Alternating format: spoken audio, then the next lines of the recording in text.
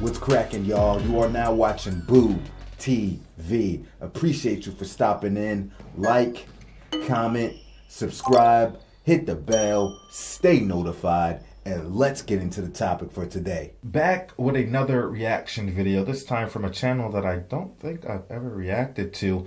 Michael Jordan never ducked the smoke like LeBron by Uncut Hoops. Listen.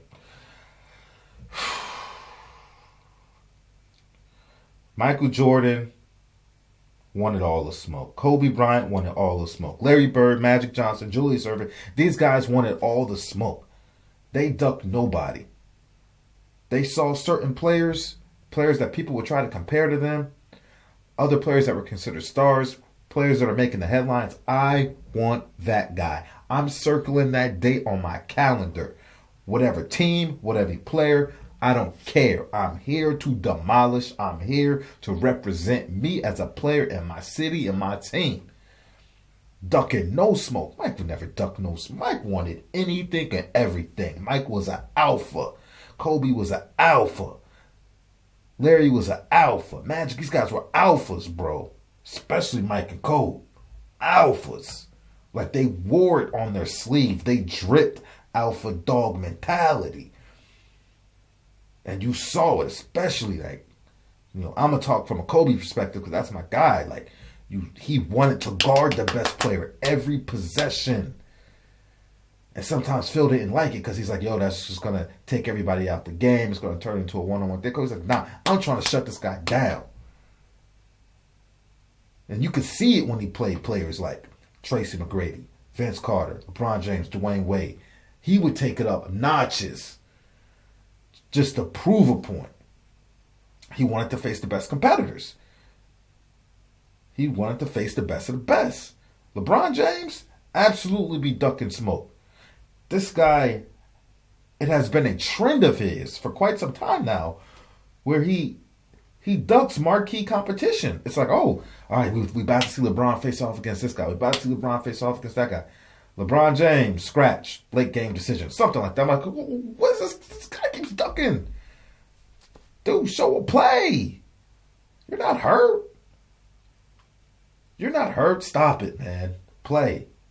I'm not saying he does it all the time, but he does it when he shouldn't be doing it. He wanted all the smoke, man. They didn't give a damn. They weren't worried, man, because they always felt like they were the best. You're going to have to show me up. If you're going to show me up, you're going to have to show me up. For real. I'm going to make you earn this victory over me and my squad. You're going to have to earn it, but I'm going to make it difficult for it. They wanted that, man. Competition. They weren't worried about, they weren't scared of losing. They weren't scared of being embarrassed. Once you have that fear in you, you've already lost to some degree. And LeBron ain't wired like that. He's not. And he never has been. Has he had moments of rising to the occasion and being great? Yes, he has. But he ain't wired like that. LeBron cares what people think. LeBron doesn't want to get embarrassed. There's times where LeBron should be guarding certain players during key moments of the game, and he's not doing it. Come on, man. You're not in the finals and then willingly accept to switch off on Kevin Durant just for him to nail another three in your face? You're supposed to fight over that. You stick to that, man. Anyway, let's get into it.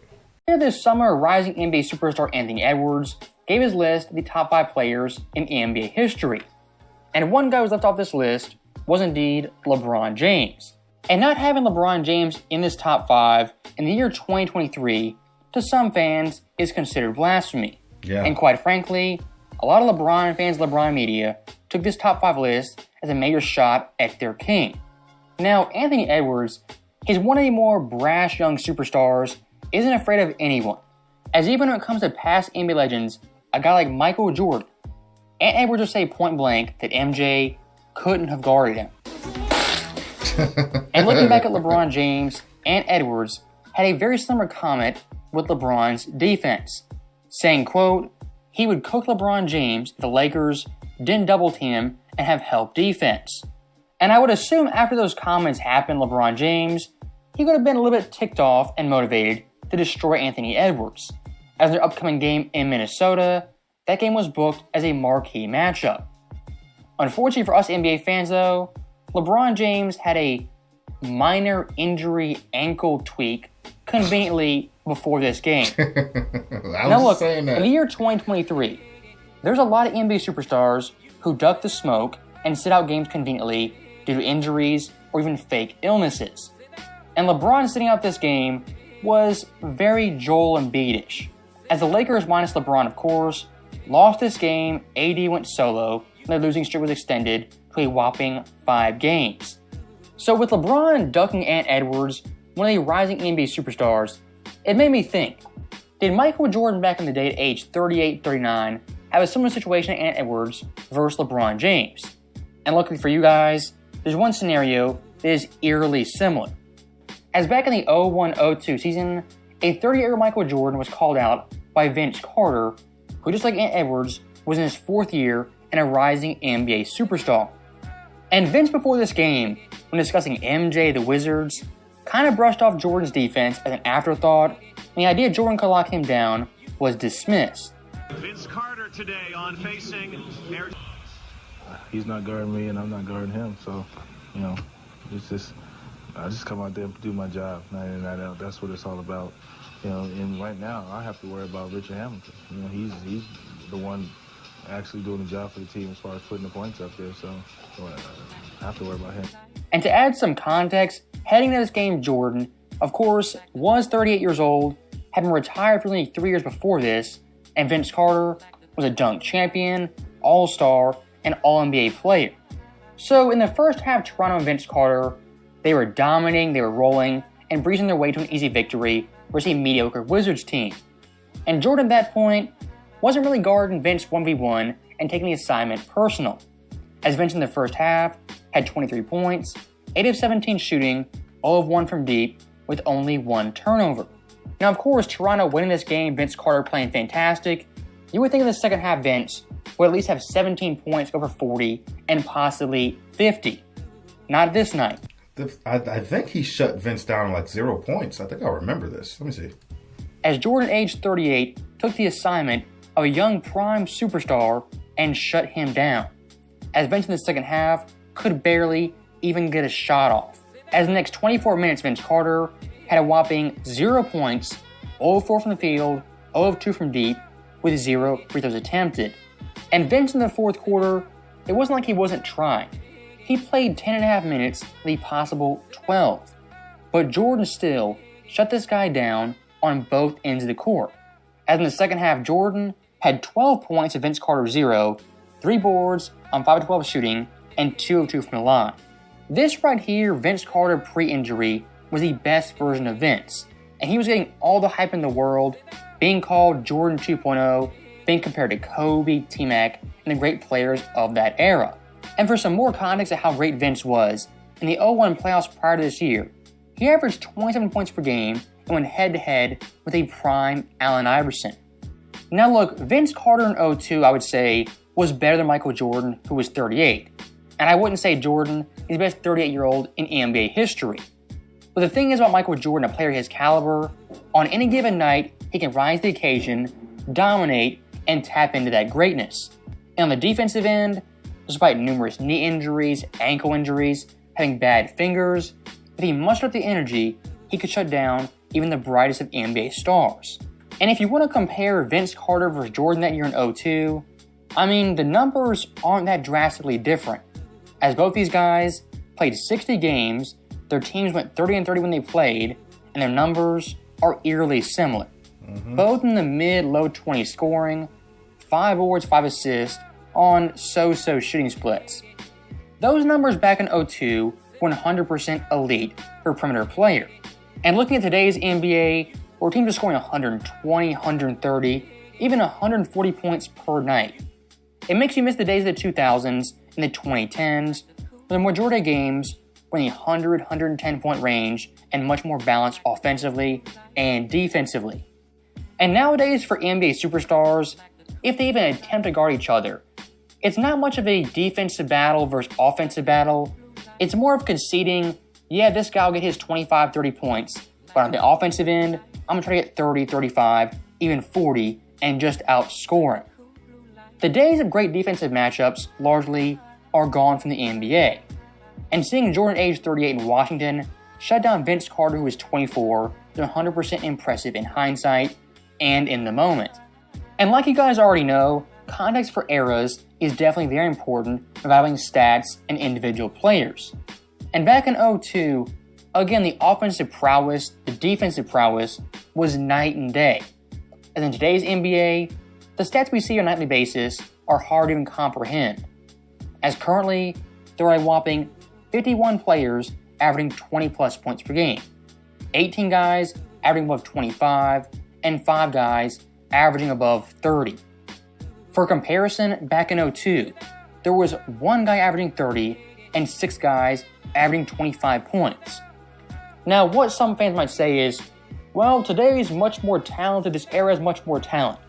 Look, nice try, but the early 2000s was packed full of talent. The difference in eras isn't talent, isn't skill, it's defensive rules, an increase in pace, and three-pointers taken. And some stats that'll blow your mind. Even looking back at 2002, Michael Jordan at advanced age, his overall scoring ability was still top tier for the best NBA stars. As his per 100 stats, he ranked 3rd in the NBA in scoring at 35.7 points. Now keep that number in mind, 35.7 points per 100 possessions. If you look at 2023, per 100, Jason Tatum averaged exactly 35.7 points, the exact same as Jordan in 2002. Now, Tatum currently in the NBA is 10th in scoring, ahead of Jokic, Dame, LeBron, and Ant Edwards. What's my point? If you look at Jordan 02, take into account era possessions overall pace, him in 2024 has the same points per game average as Jason Tatum. And again, Tatum is top 10 in scoring, ahead of a lot of NBA superstars and rising all-stars. So that right there is the end of the video. And once again, today's NBA, the overall pace and scoring is completely out of control and imbalanced in favor of the offense. And looking back at the 2000s, 2010s, guys averaging 25 points, even 30 points back then, is much more impressive than 30 points in today's league. As always, thank you guys for watching. Hope you enjoyed it. I'll see you next time. Yeah, great stuff there. And a lot of the stuff I've said in the past, and I've done extensive videos on Michael Jordan's Wizards years, so I'm not going to go ahead and repeat myself on that one, but you can go check out my Michael Jordan playlist and check out the Wizards content, in my opinion, on who Michael Jordan was as a player, you know, in his advanced age, playing with those injuries during that era with the Washington Wizards. But yeah, man, like I said, Jordan never ducked the smoke like that, and he's absolutely right, man. You adjust everything, like what the players were scoring back then, and you know, adjust their numbers for the style of the NBA now and the pace of play, you know, per the possessions. Their scoring would be off the Richter scale, those players back then. Like Kobe Bryant's 81 game, adjusted for the league today, I think he would have scored like 110, between 110 and 115 points, his 81-point game in today's NBA. Something like that. It's crazy, but it is what it is, man. At the end of the day, it's using mathematics to try to, you know, see what players might have looked like or what their numbers would have meant in today's NBA. But still, at the end of the day, it's all hypothetical. We can't prove it, but it's just something to look at. But you cannot deny that the league was different, and the league and the rules and how the game is played affects player performances, especially when they're trying to create a league. They're trying to promote a better product for the casuals, to promote scoring and make it easier for players to score. That's why I'm not easily impressed today. People call me a hater. You just a hater, man. You just mad. This, that. I am not. I'm just keeping it real. I'm not impressed. You got people scoring 50 points every other day, it seems like, man. Back in the day, getting 50 points or a triple-double used to be like front-page news. Nowadays, a player scores 50. You don't even hear about it because it's just so common, because it's a run-it-up score kind of league. But anyway, yeah, LeBron's a smoke ducker. And he's been doing this for quite some time. He made a good point. If somebody said that to Bean Bryant and Michael Jordan, and they had any limited capability going out in there playing, shutting somebody up, they would do it. Nah, but that's not LeBron. He ain't wired like that, bro. He likes to duck the smoke, man. And albeit in games or possessions, he's a smoke ducker. Remember, in the All-Star games, see, Kobe Bryant competed, even in All-Star games. He wanted to compete. That's how he was wired. And it's one of those All-Star games, down the line, going down to the wire, he's like, I got LeBron. LeBron James, what does he do? Duck the smoke.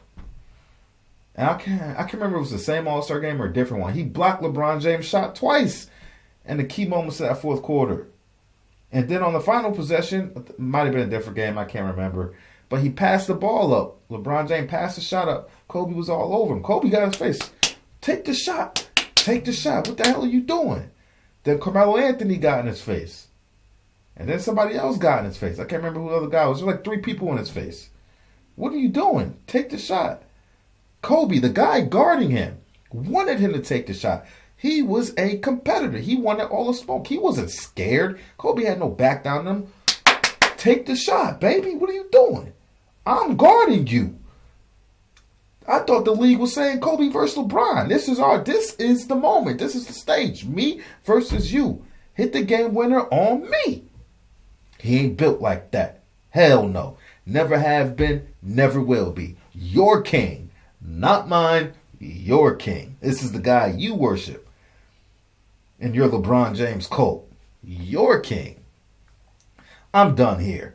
Like, comment, subscribe, hit the bell, stay notified. And I'll catch you on the next one. We out, baby.